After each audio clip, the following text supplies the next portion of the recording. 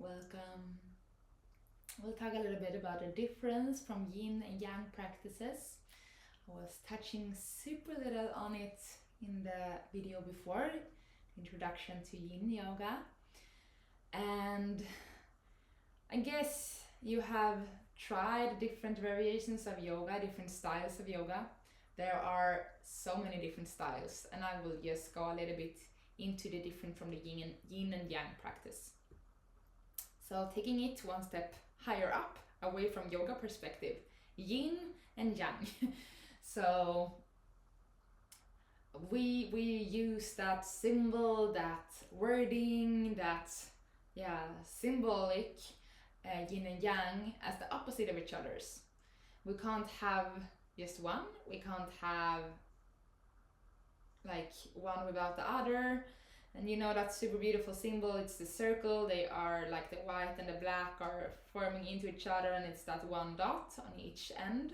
So it's the black with the white one and the white with the black in it. And it really is like, we're complementing each other. There is no light without the dark. There is no cold without the heat.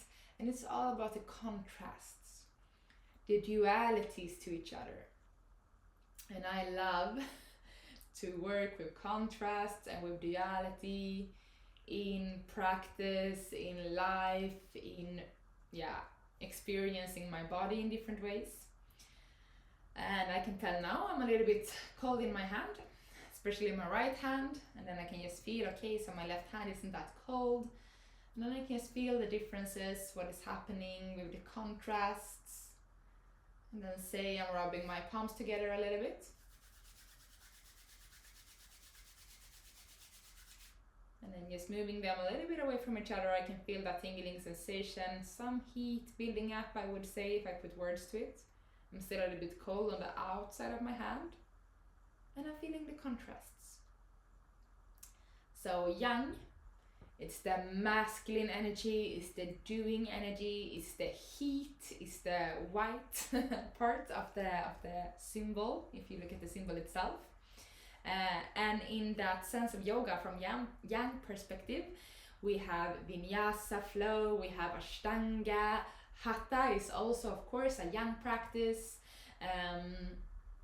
Everything I would say that is a little heating the body, a way of also detoxificating the body while you're doing these movements, like you're in down dog, you're in cat and cow, you're moving back and forth, back bends, you're twisting, maybe inhaling, twisting to the other side.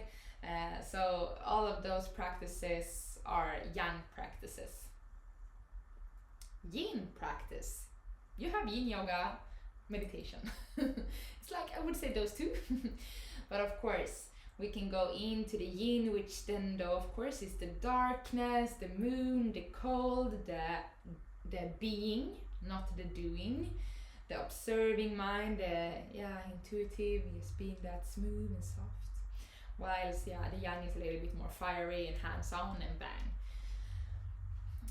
And it's beautiful, those two, to be in balance in life. And overall our lives is a lot of yang. It's a lot of doing, it's a lot of pushing ourselves, it's performance, it's results, it's to do and checklists, and it's life is pretty much about that. And we need that balance, you know. And that is why we sleep a lot now. Just kidding. But of course, when we are sleeping, we are going full into nothingness, like doing nothing. We are just being there. Our body is rebuilding itself. And of course, that would be a yang practice in a way. Yoga nidra.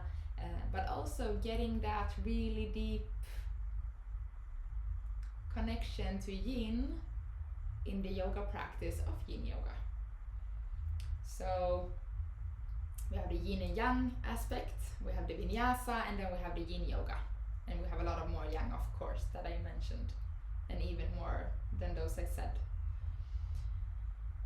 Like, just to say a bit of few more, but like Jiva Mukti, we have Rocket Yoga, we have 4-beat yoga, like so many different versions of vinyasa flows and here and there, and of course of Hatha Yoga. Kundalini Yoga is also a yang practice. So I would say where you get to the yin parts, it is like a yoga nidra, meditation, seated meditation. We can be in active meditation, that is also yang practice. So seated meditation, lying down, really tapping into that part of our nervous system where we slow down our parasympathetic nervous system, the rest and digest. And we will move deeper into nervous systems in a later module, a later lesson. I think it's the same module, but another lesson.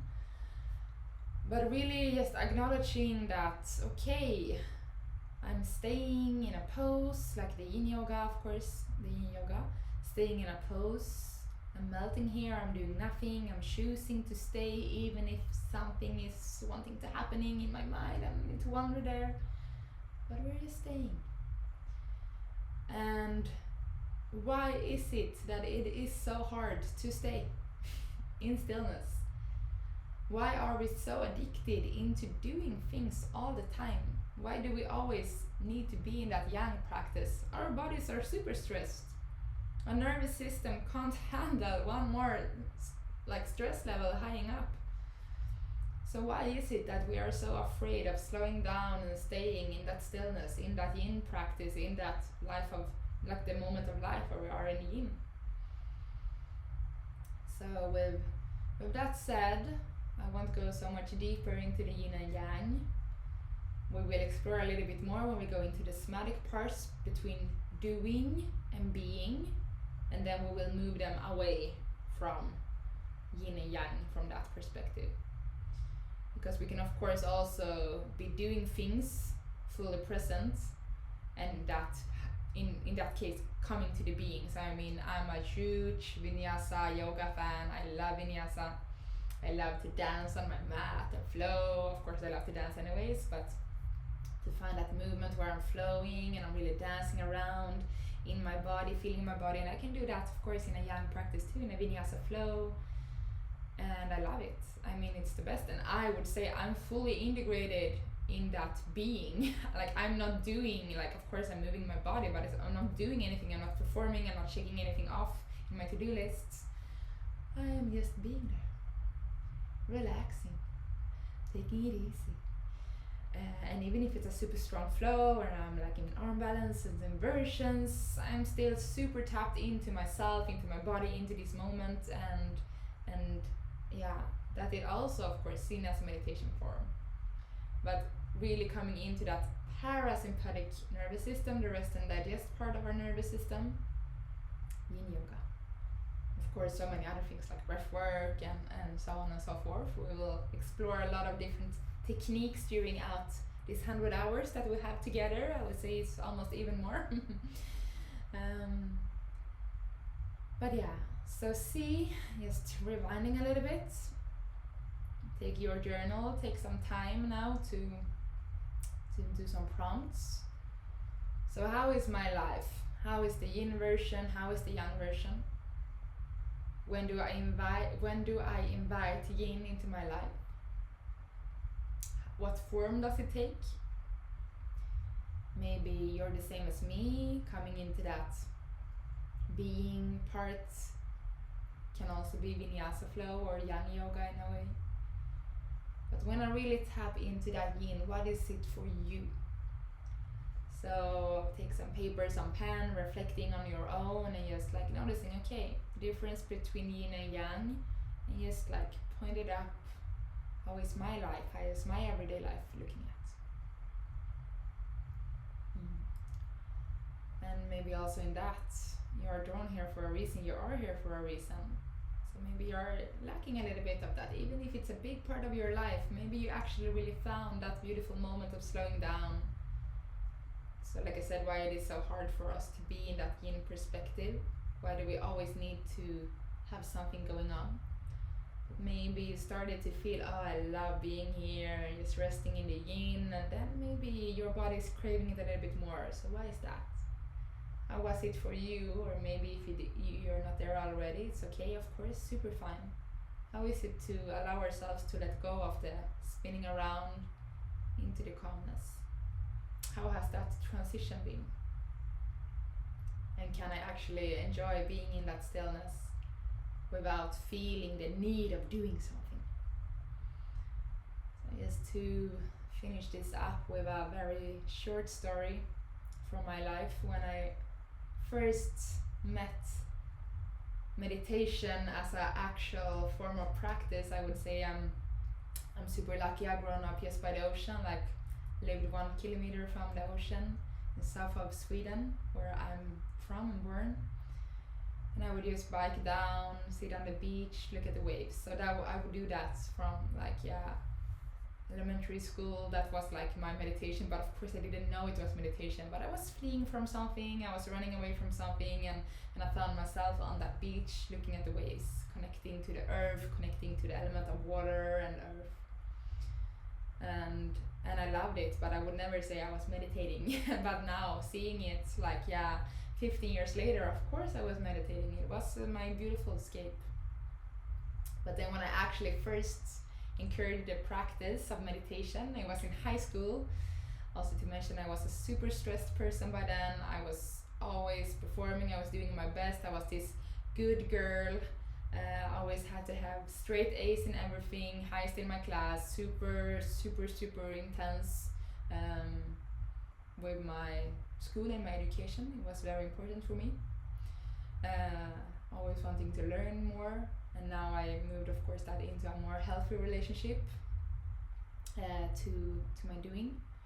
But I remember it was in high school, and they were saying like, we have a person here, it's going to teach us meditation. So we're in the aula, they had put out some mattresses and some pillows, and we were laying down. And I think I went out after 2 minutes of she was starting to guide. And after 2 minutes, I'm not kidding, I ran out. I couldn't manage myself, I couldn't be with myself.